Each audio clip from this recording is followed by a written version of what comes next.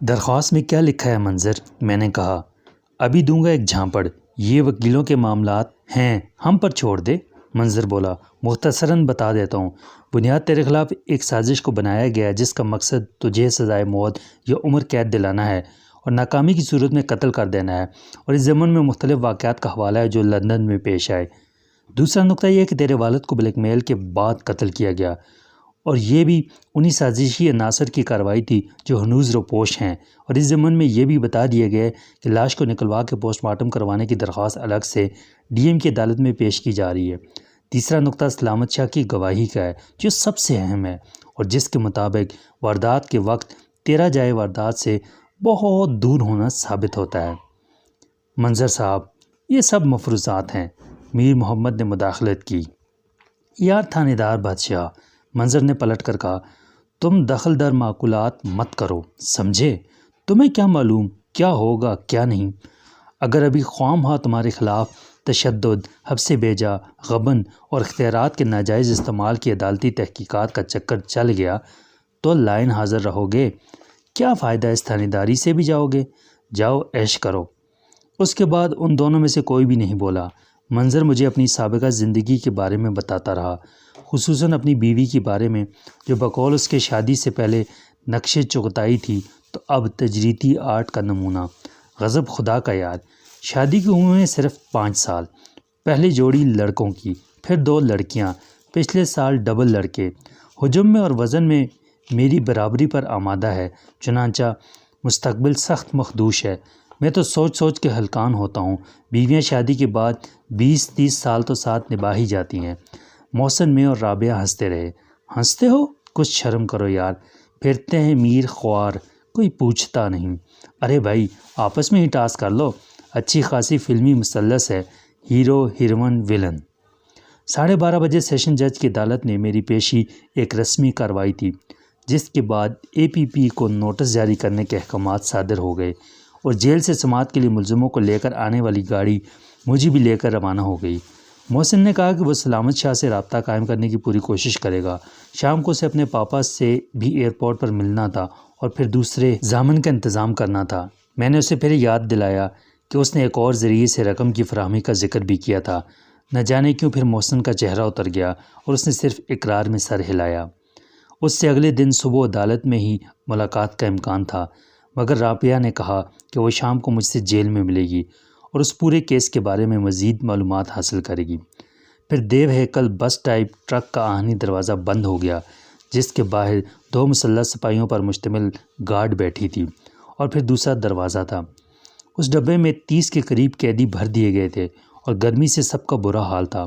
ہوا کا راستہ ان آہنی جالیوں کے سوا کہیں موجود نہ تھا، جو 8 فٹ لمبے، 6 فٹ چوڑے اور مشکل سے 5 فٹ اونچے ڈبے کی چھت کے ساتھ ساتھ چند انچ چوڑے روشن دانوں کی طرح نظر آتی تھیں۔ اگر قیدیوں کے دم گھٹ کے مر جانے کا ڈر نہ ہوتا تو شاید اتنا تکلف بھی نہ کیا جاتا۔ جب در زندہ کھلا اور لاری سے باہر آ کے میں نے کھلی ہوا میں سانس لیا اور کمر سیدھی کر کے دیکھا تو مجھے جیل کا احاطہ دکھائی دیا۔ وقتی طور پر تھانے کی عقوبت گاہ کے مقابلے میں یہ پناہ گاہ ضرور تھی، مگر فوری طور پر جو خیال مجھے آیا وہ کم لرزہ خیز نہ تھا۔ کون جانے اس جیل میں ہی کسی صبح سورج کے طلوع ہونے سے قبل تختہ دار پر میری زندگی کا سفر تمام ہو اور میری لاش اندھے کنویں سے نکال کے محسن رضا کے حوالے کر دی جائے کہ صفِ دشمناں کو خبر کرو، میرے چارہ گر کو نوید ہو، اور فوزیہ سے کہو کہ وہ جو قرض رکھتے تھے جان پر وہی قرض آج چکا دیا، اور یہ بھی نہ ہوا تو ایک عمر انہی دیواروں کے بے رحم حصار میں گزر جائے، وہ عمر جو زندگی کا سب سے گراں مایہ ٹکڑا تھی اور جس کا ایک ایک لمحہ خواہشات کا خزینہ تھا، خواہش ستاروں پر کمند ڈالنے کی، خواہش خوشبوئے گل کو زیر دام کر لینے کی، خواہش کوسے قضا کے رنگ سمیٹ لینے کی، ہر بے وفا خواہش جو صرف جواں دل میں گھر کر آتی ہے، اس عمر کے گزر جانے کے بعد کہاں ہوگی؟ کسی اور دل میں، جیسے فوزیہ کسی اجنبی گھر میں ہوگی، اس گھر سے بالکل مختلف گھر میں جس کی حسرت تعمیر ہمارے خوابیش کا حاصل تھی۔ میں نے دل ہی دل میں خدا سے پناہ مانگی، پناہ ان خیالات کی جلادی سے، پناہ اندیشوں سے اور وسوسوں سے جو مجھے تنہا پاتے ہی شیاطین کے لشکر کی طرح مجھ پر یلغار کریں گے۔ مجھے سکون دے، یقین دے اور استقامت دے میرے معبود۔ شام کو 4 بجے جب میں جیل کی روٹی کا ذائقہ چکھ کے سوچ رہا تھا کہ ابھی سورج کو آسمان کی کتنی مسافت طے کرنی ہے اور کل کا دن کتنی صدیوں کے فاصلے پر ہے۔ مجھے جیلر کے آفس لے جایا گیا۔ وہاں ایک کرسی پر رابعہ بیٹھی تھی۔ صبح کی اور اس وقت کی رابعہ میں اتنا فرق تھا کہ میں دنگ رہ گیا۔ اس نے گلابی ساری باندھ رکھی تھی جس میں آتشین سرخ گلاب کھلے ہوئے تھے۔ شعلہ رنگ بلاؤز اس کے گداز صحت مند جسم پر خوب سج رہا تھا۔ اس کا مرمر جیسا بے داغ رنگ کچھ اور نمایاں ہو گیا تھا۔ اس نے ہلکا سا میک اپ بھی کیا تھا اور نظر کی اینک کی جگہ ہلکے سبز رنگ کے شیشوں والی اینک لگا رکھی تھی۔ اس کی شخصیت میں ایسا وقار اور ایسی تمکنت تھی کہ عام آدمی اس کے رعب حسن کے مقابل گستاخ نگاہی کی جرت بھی نہیں کر سکتا تھا۔ اس پیشے نے، تعلیم نے اور اعلیٰ خاندانی پس منظر نے اس کے انداز و اطوار میں بے پناہ اعتماد پیدا کر دیا تھا۔ میں نے اس کے مقابلے میں فوزیہ کا تصور کیا جو ایک بہت گھریلو قسم کی، سادہ لو و سادہ دل، خوبصورت خوابوں سے بہل جانے والی، بے بنیاد اندیشوں پر رو دینے والی، تخیلات اور تصورات کی دنیا میں گم رہنے والی، جذباتی بزدل اور کم ہمت، جس کے لیے گھر کے باہر ہوس پرست شکاری مردوں کی دنیا ایسی ہی تھی جیسے معصوم ہرنی کے لیے خونخوار بھیڑیوں کا جنگل۔ رابعہ حسین ہونے کے باوجود فوزیہ کا پاسنگ بھی نہ تھی، کم سے کم میری نظر میں، مگر یہ حسن کے انداز کا فرق تھا۔ فوزیہ بے ضرر اور پالتو سیامی بلی تھی جو گود کی پناہ میں دبک کے صرف پیار ہی پیار مانگتی ہے۔ رابعہ جوان شیرنی تھی جو اپنے رنگ و روپ کی چمک دمک، چال کے بانک پن اور قوت تسخیر کے غرور میں کسی طرف نظر اٹھا کے دیکھ لے تو اسے مسحور کر کے شکار کرے۔ فوزیہ بارش کی رات میں طوفانی ہواؤں سے محفوظ گھر کی دیواروں میں نرم روشنی دینے والی موم بتی کا اجالا تھی، رابعہ اسی رات کے آسمان پر کوندنے والی بجلی۔ ایسے کیا منہ اٹھائے کھڑے ہو؟ وہ مسکرا کے بولی۔ کیا دیکھ رہے ہو؟ تمہیں۔ میں نے ہمت سے کام لے کر سچ بول دیا۔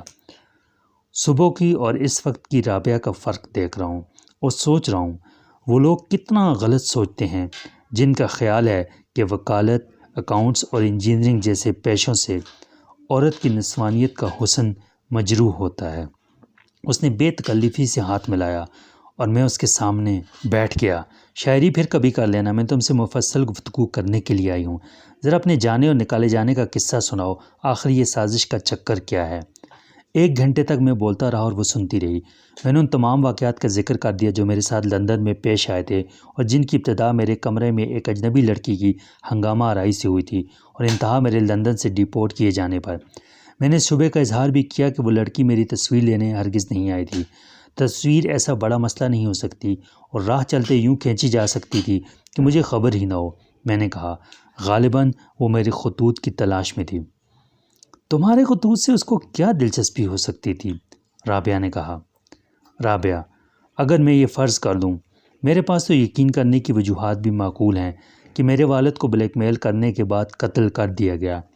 میں نے کہا، تو ذرا مجرموں کے نقطۂ نظر سے سوچو۔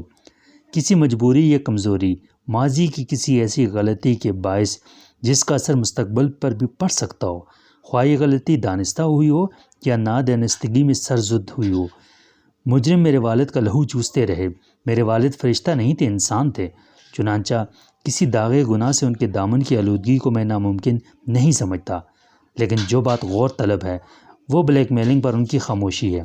انہوں نے کسی قابل اعتماد دوست پر، مثلاً شیروانی صاحب پر کیا مجھ پر بھی اعتماد نہیں کیا، جو شخص زندگی میں ایک مقصد کے لیے اپنا سب کچھ قربان کر چکا ہو اور جدوجہد آزادی کو اپنے تمام تر رشتوں کا لہو دے چکا ہو اور اتنا باہمت ہو کہ اتنا بڑا صدمہ جھیل کے پاگل نہ ہوا ہو بلکہ نئے سرے سے زندگی کی دوڑ میں شریک ہو گیا ہو، اور جو اپنی دنیا کو ایک بار مکمل تباہی سے دوچار ہوتے دیکھ کر بھی مایوسی کا شکار نہ ہوا ہو، اور جس نے گردش روزگار سے شکست قبول کرنے سے انکار کر دیا ہو، جو تعمیر نو کے مقصد میں کامیابی حاصل کر چکا ہو، اسے بے بسی کے ساتھ سب کچھ ہار دینا کیوں قبول ہوگا؟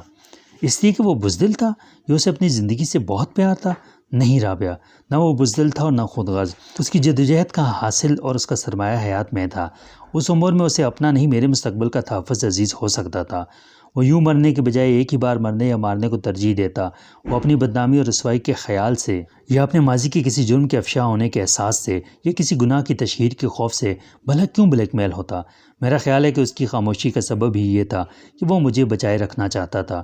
اسے یہ منظور نہیں تھا کہ اس کے ماضی کا عصیب میری زندگی پر سایہ فگن ہو۔ یہی وجہ ہے کہ اس نے مجھے اپنے سے دور رکھا۔ اگر میں قریب ہوتا تو یہ سب کچھ کہاں برداشت کرتا، اور دشمنوں کے ہاتھوں اس کی تباہی کا خاموش تماشائی کیسے بنا رہتا۔ میں اس سے پوچھتا کہ یہ سب کیا ہو رہا ہے اور کیوں ہو رہا ہے۔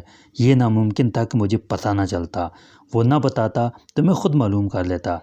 اسی مجبوری کے باعث اس نے مجھے بہت دور کے کالج میں پڑھایا اور انجینئرنگ کی تعلیم کے لیے برطانیہ بھیج دیا۔ ذرا خود سوچو، کیا لاہور میں اچھے کالج نہ تھے؟